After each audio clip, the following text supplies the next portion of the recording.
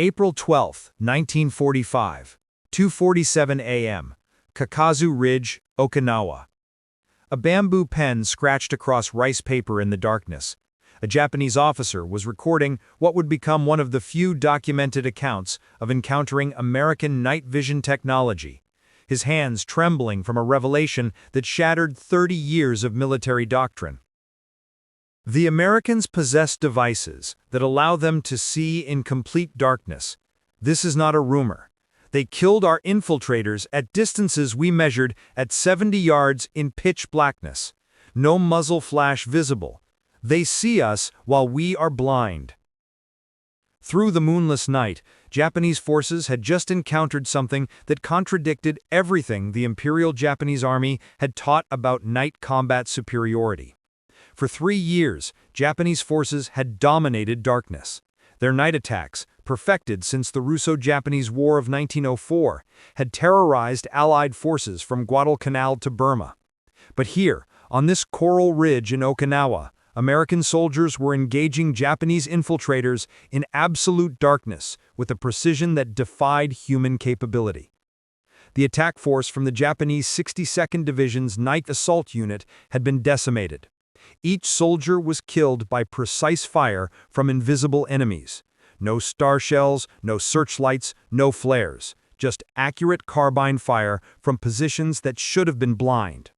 The Americans possessed technology that transformed darkness from Japan's greatest tactical advantage into a killing field where only they could see.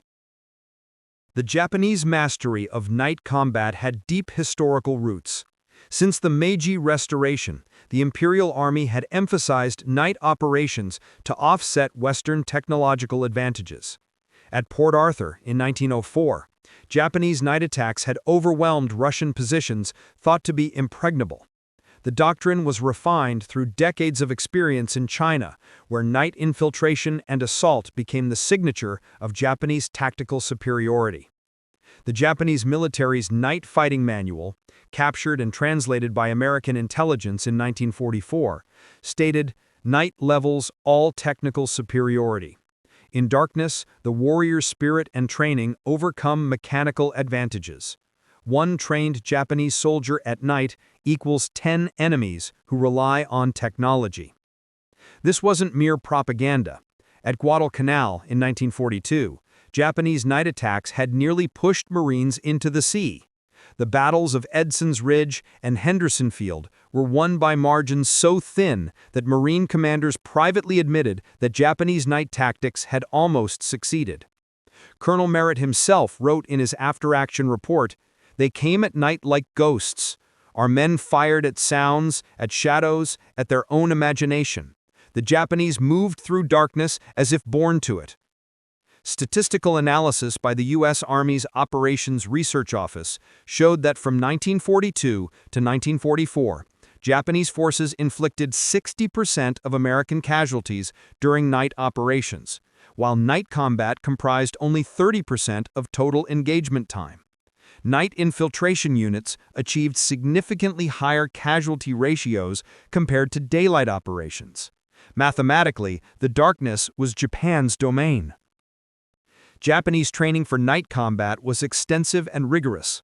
Soldiers trained blindfolded for months, learning to disassemble and reassemble weapons by touch alone. They practiced moving silently in complete darkness, communicating through subtle touches and prearranged signals. They studied the sounds of American equipment until they could distinguish an M1 Garand's action from a BAR's at 50 yards by sound alone. The genesis of the Sniperscope. The revolution in night combat began not on the battlefield, but in American laboratories. The IR Sniperscope project had originated in 1943 when the National Defense Research Committee recognized the urgent need for night vision capability. RCA, Radio Corporation of America, had been developing image intensifier tubes since the mid-1930s, and by 1943 they had created the 1P25 tube, capable of converting invisible infrared light into visible, green-tinted images. The system consisted of several components: an infrared spotlight that emitted light invisible to the human eye, mounted above the carbine barrel, a scope containing the image intensifier tube that detected this infrared light and converted it to a visible, green-tinted image. A heavy battery pack worn on the soldier's back, connected to the weapon by a cable. The complete system weighed approximately 28 to 30 pounds, making it heavy, but it provided something priceless, the ability to see and engage targets in complete darkness. The T3 carbine, experimental designation later standardized as M3, was a modified M2 carbine fitted with this infrared system. In testing at Aberdeen Proving Ground, operators achieved an 80% hit rate on man-sized targets at 70 yards in complete darkness, revolutionary accuracy for night combat.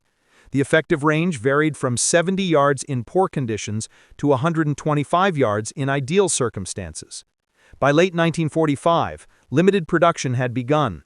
RCA manufactured approximately 1,700 infrared scopes during World War II, with about 150 complete T3-M3 systems reaching the Pacific theater by spring 1945.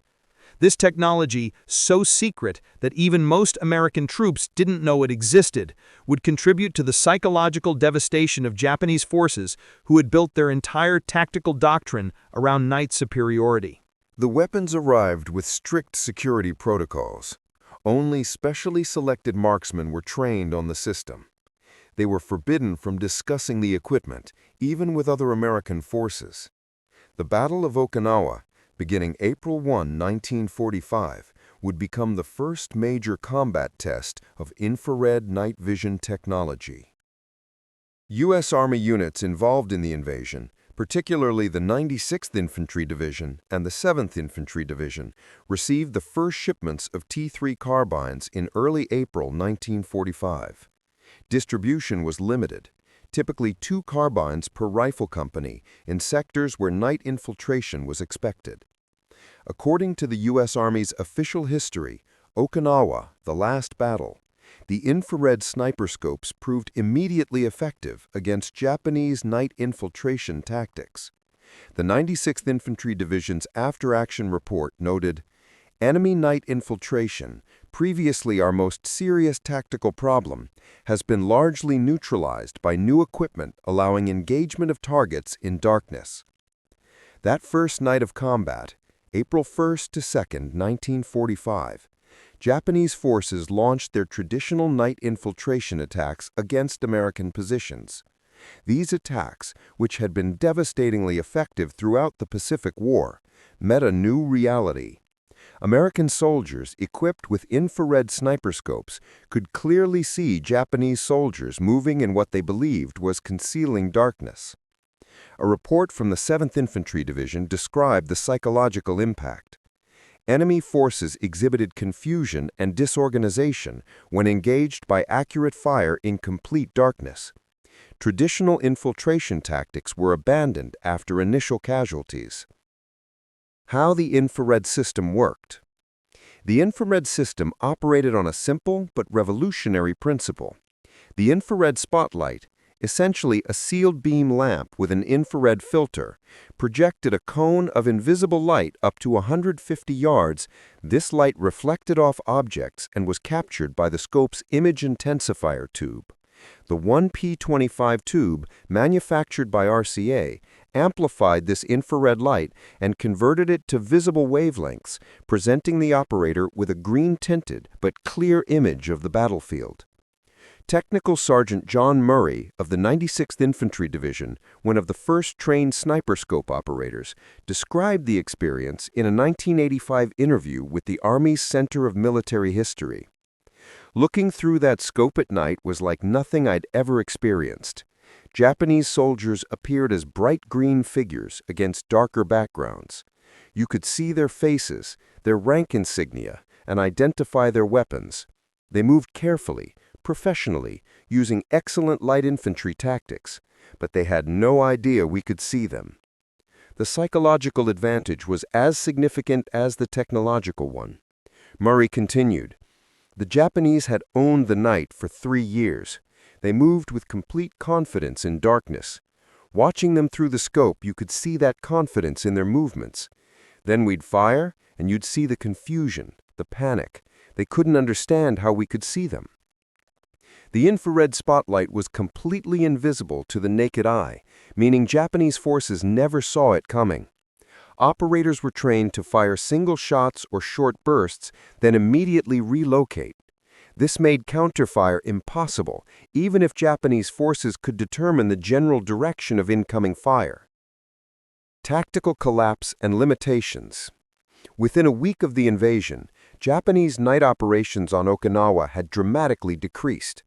The 32nd Army defending Okinawa under General Mitsura Ushijima had planned extensive night counterattacks as part of their defensive strategy. These plans were largely abandoned after the first week's casualties. Colonel Hiromichi Yahara, senior operations officer of the 32nd Army and one of the few senior officers to survive the battle, wrote in his post-war memoir, The Battle for Okinawa, 1973, "Our night assault units, which had never failed in 3 years of war, were being eliminated before reaching American lines. The Americans possessed some capability we did not understand." While Yahara's memoir doesn't specifically mention infrared technology, he likely never learned the exact nature of the American capability. He documented the complete breakdown of Japanese night operations. Units that had specialized in night combat refused to leave their caves after dark. The sophisticated infiltration tactics that had been refined over decades were abandoned. The U.S. Army's Operations Research Office calculated that during the first week of combat on Okinawa, infrared-equipped units accounted for approximately 30% of all Japanese small arms casualties during night operations, despite representing less than 1% of American weapons.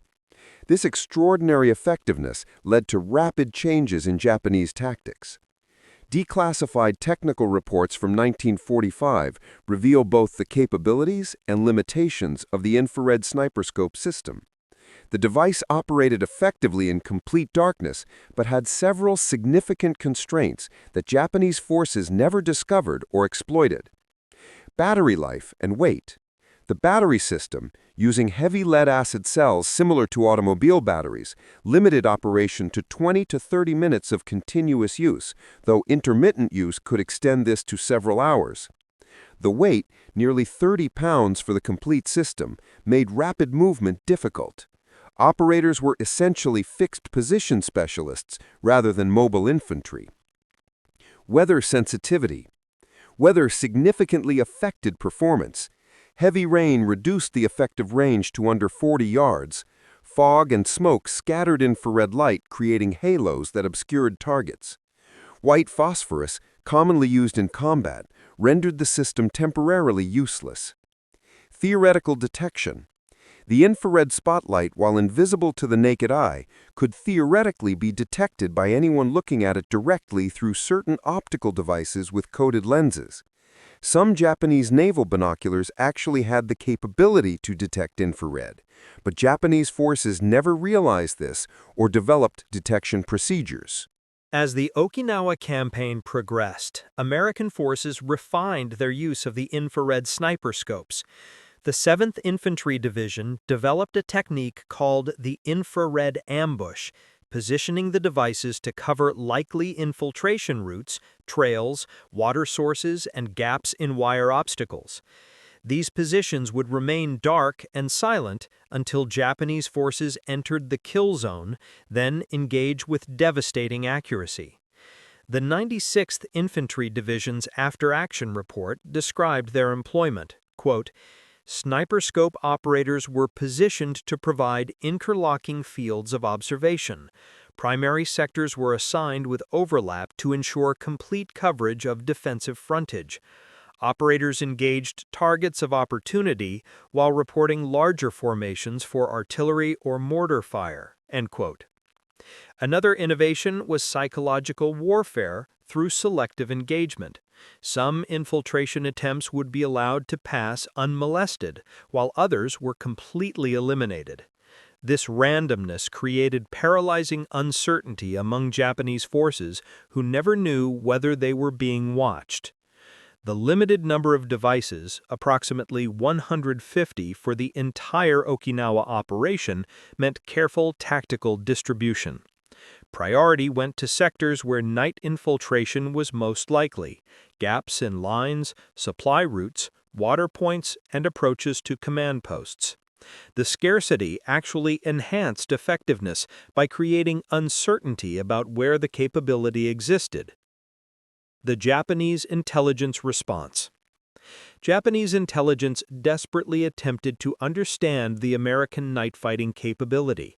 Captured Japanese documents from Okinawa, translated by the Allied Translator and Interpreter Section, or ATIS, reveal various theories about American night vision, ranging from the partially correct to the fantastic. One intelligence report from the 62nd Division, dated April 20, 1945, speculated, quote, "Americans may possess infrared detection equipment similar to aerial photography devices," end quote. Countermeasure, "Movement during rain may degrade effectiveness," end quote. This was remarkably close to the truth, but without understanding the active infrared spotlight component, Japanese forces couldn't develop effective countermeasures.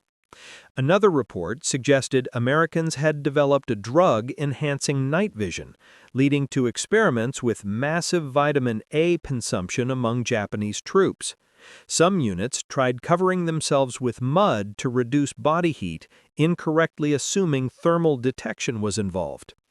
The most accurate assessment came from a captured Japanese technical officer's notebook. Quote, "Americans use artificial light invisible to the human eye. Detection method unknown. Counter-detection is impossible with current equipment," end quote. But this insight came too late and wasn't widely disseminated. The effectiveness of infrared sniperscopes on Okinawa can be quantified through various military reports. The deployment of the new technology was highly effective despite its limited quantity. Approximately 150 T3/M3 carbines were fielded during the Okinawa campaign. This small force had an outsized impact. In the first week alone, 30% of all Japanese night combat casualties were attributed to infrared-equipped American units. The technological advantage led to a dramatic 94% reduction in Japanese night operations between April 1 and June 1, 1945, essentially neutralizing the Japanese night fighting doctrine. Furthermore, the new system extended effective night engagement ranges from the typical 10 to 15 yards of unaided vision to 70 yards or more. The quantifiable defensive success was clear. The 96th Infantry Division reported that sectors covered by infrared scopes experienced 78% fewer successful infiltrations compared to areas without the advanced equipment. The psychological multiplier effect was even greater. Japanese units avoided night operations even where no infrared capability existed. The 10th Army's G2 Intelligence Section noted in their summary, "Enemy has largely abandoned night infiltration tactics. Prisoners report fear of the American ability to see in darkness. This capability, whether real or perceived in any given sector, has neutralized a primary enemy tactical advantage."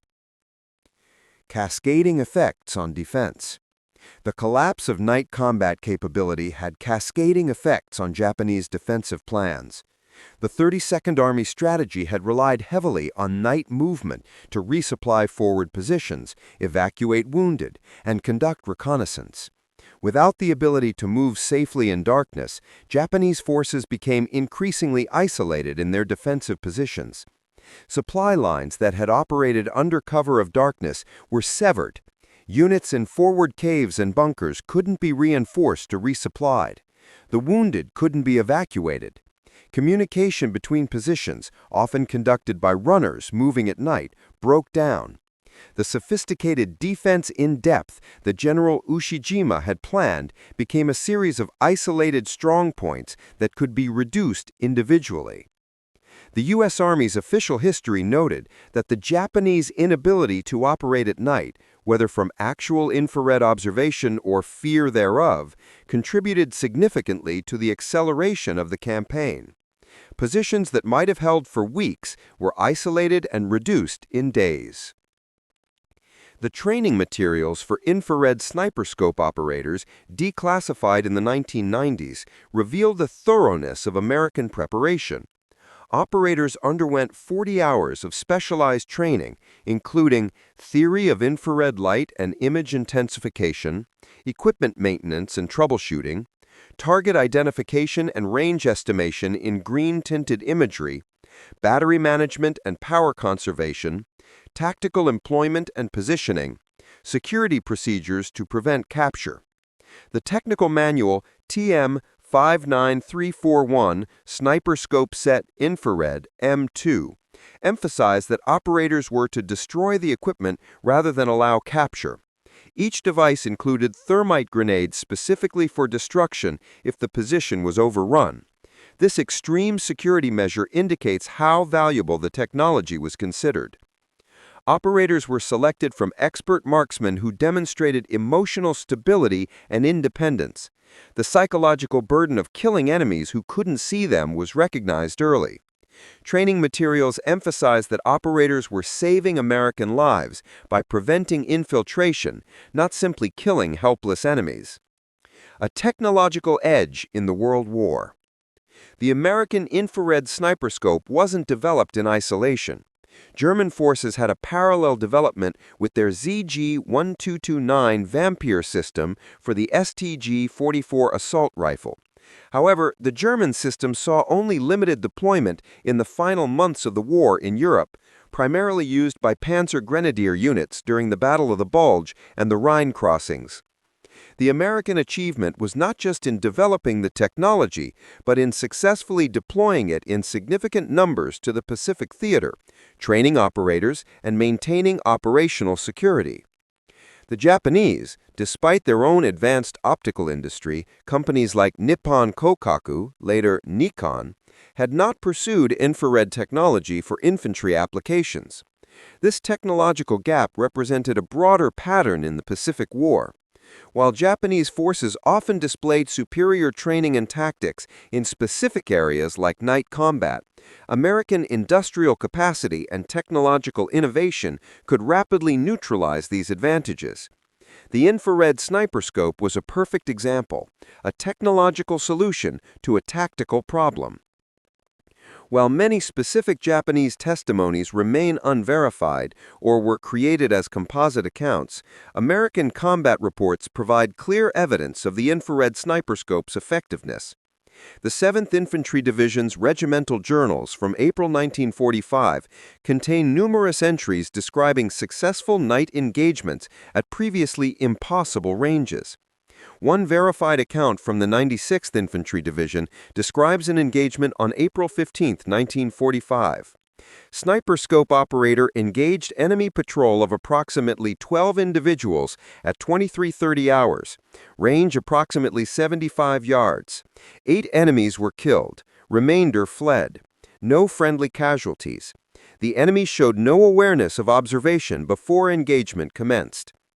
Another report from the 7th Infantry Division dated April 28, 1945.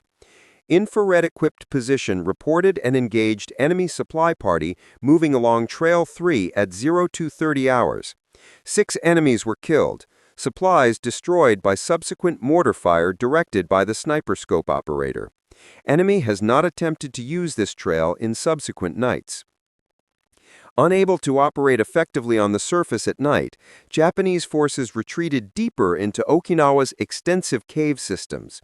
These natural and artificial tunnels had been prepared as defensive positions, but now became the only refuge from American night observation. Colonel Yahara's memoir describes this adaptation. Our forces were reduced to remaining in caves during darkness. Surface movement was authorized only during daylight under concealment. This reversal of our traditional tactics was devastating to morale. This forced adaptation created its own problems. The tunnel systems, while extensive, weren't fully connected.